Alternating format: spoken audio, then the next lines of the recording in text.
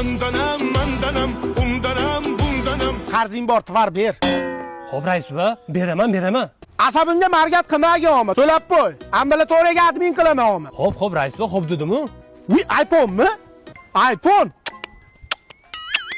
Qo'lingizda iPhone, ketingizga kiygani shortingiz yo'q.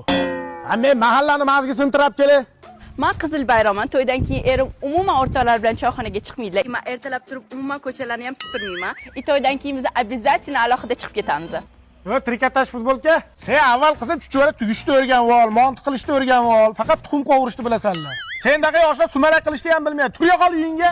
Bu ketishda sumalakni ham yo'q qilib bo'ldi. Ming'illama arqamda ham qulog'im bor, Zaporoj motormi? Chalishimni yuvib olmasam, kampirlar ham qaramayapti.